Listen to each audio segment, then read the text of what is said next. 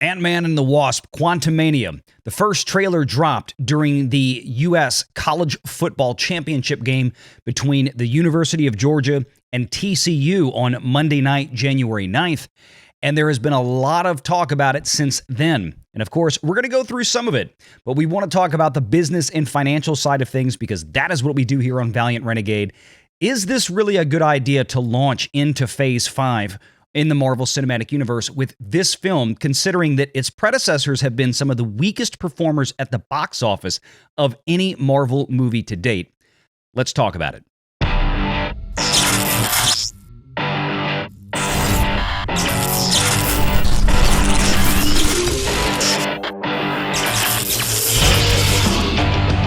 Renegade Online.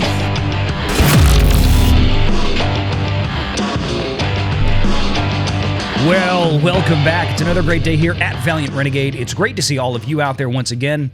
And if you are like one of the many folks watching this video not yet subscribed to this channel here at Valiant Renegade, please take a moment, hit that subscribe button. And everybody hit that like button, hit that notification bell, share this sucker out on the social medias. And of course, please do leave a comment below the video before you head out the door today.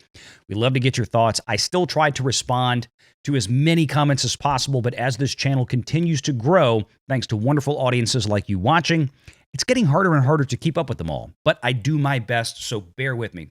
Thank you all for being here. We've got a lot to discuss.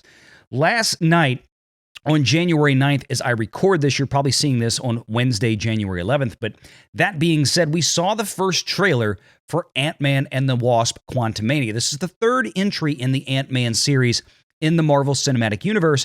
And the first two had, let's just say, lackluster by comparison box office results. Now, that's not to suggest that those movies were failures in any sense of the word, but certainly they underperformed their average peer group out there in the MCU phases 1 through 3. Now, the one thing about those movies is that they also engendered some of the lowest budgets of any of the Marvel Cinematic Universe films, which is great from a financial perspective. And that's what we want to look at. We've had a lot of concerns here on Valiant Renegade since the conclusion of Endgame, and then this YouTube channel started. And when we started talking about the incoming Marvel Phase 4 back in 2021, when this channel started, again, looking at it in terms of, what are we really going to get out of this? How are the box office performances really going to stack up, even in the post-COVID era, and we adjust for that? Of course, as time has gone on, many other films have come out from other studios that are blockbuster competitors to the MCU and have performed incredibly well, or in some cases just admirably, but even comparably better than the MCU in many cases.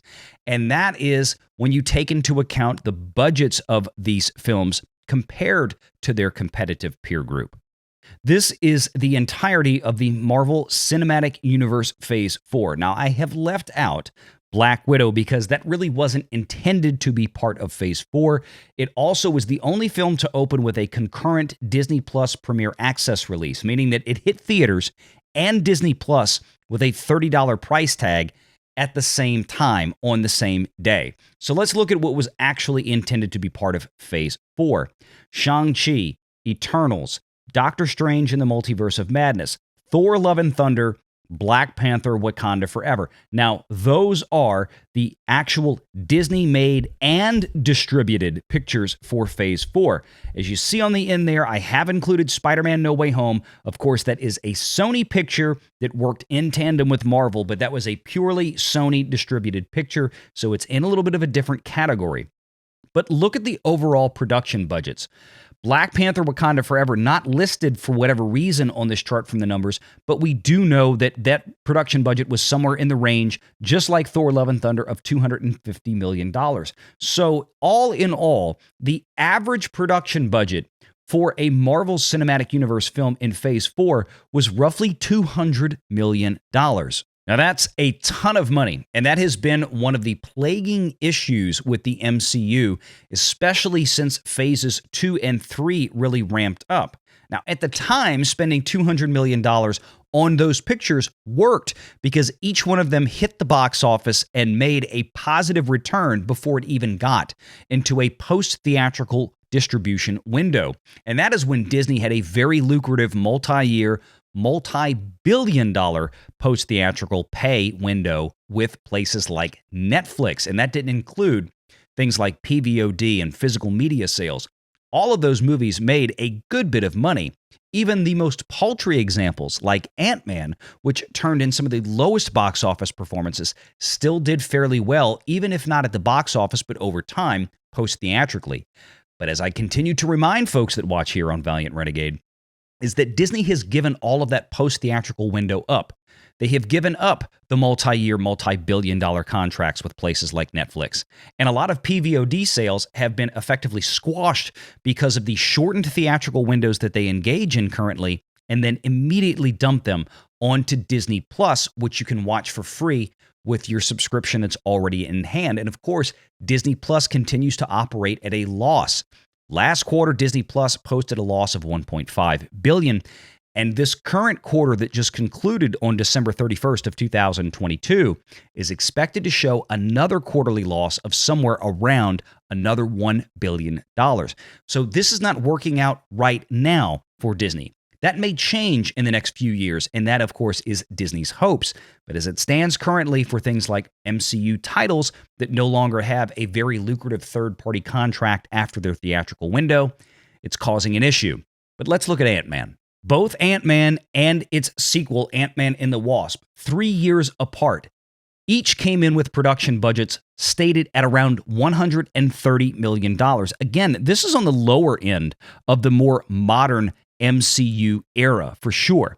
And that helped these movies do fairly well at the box office in terms of financial returns, even though their overall box office grosses weren't the greatest things in the MCU. The first movie turned in about $518 million. The second movie turned in about $623 million. And then, of course, there were post-theatrical things like PVOD sales, physical media sales, and again, the big thing, the very lucrative multi-billion-dollar contract they had with Netflix during that time, where Netflix got to basically stream all of the Marvel Cinematic Universe library. That is no more.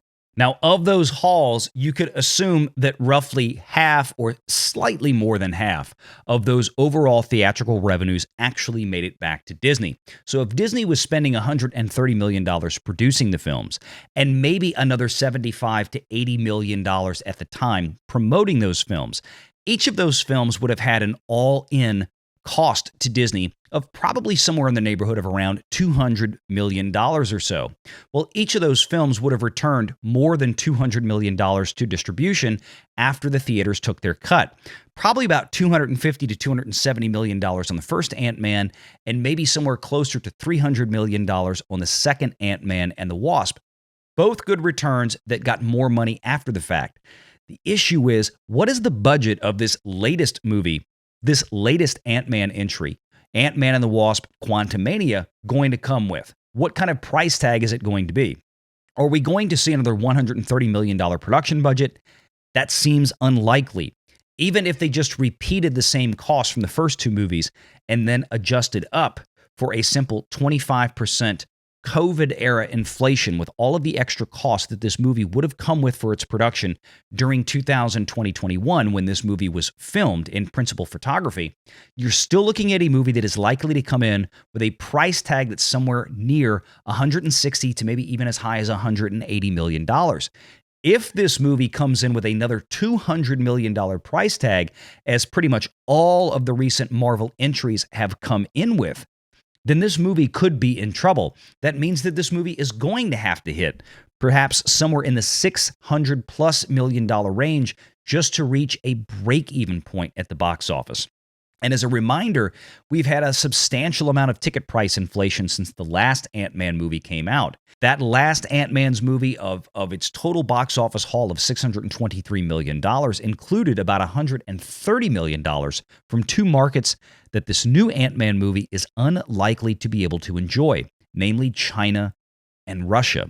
Now that means if the second Ant-Man movie did not have China and Russia, it would have failed to even reach $500 million. Not by much, but it would have failed to have reached that. What's going to happen with this latest one is anyone's guess at this point. But quite frankly, there doesn't seem to be a whole lot of interest in this. And Marvel has been floundering of late. The entirety of Phase 4 was a bit of a financial mess for the Walt Disney Company. And it doesn't look like this is the greatest start to Phase 5, at least not the one that they needed. In fact, the villain of this movie seems to be Kang. And that would only matter to folks that may have even bothered to watch some of the Disney Plus shows, namely Loki in this case. If you actually managed to survive through 6 episodes of that snore fest, in my opinion, then you would know at this point that Kang was coming into the fray. I just don't know how much this is actually going to excite folks out there, and from a business standpoint, how much this is really going to do for Disney.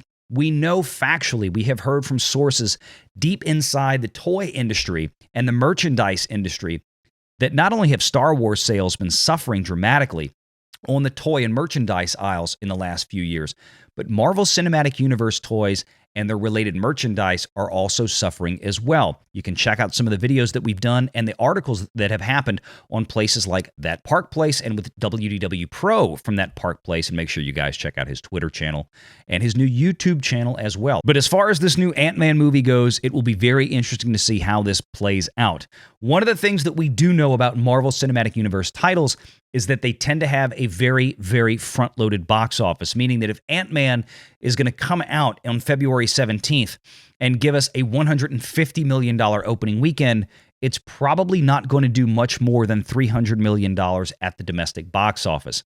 It's not going to be like Avatar 2 that has a very long set of legs on it, a very slow burn, as it were. MCU titles tend to have all of their fans show up very quickly, and then it's over. And I'm not sure if a movie like Ant-Man Quantumania is really going to engender a lot of repeat viewing, which is something that MCU titles desperately need to have to reach financial profitability, especially in the modern era where they have nowhere else to go after their theatrical run. Let me know your thoughts in the comments below. Hit that like and subscribe button. Hit that notification bell. Share this sucker out on the social medias. And until next time, take care.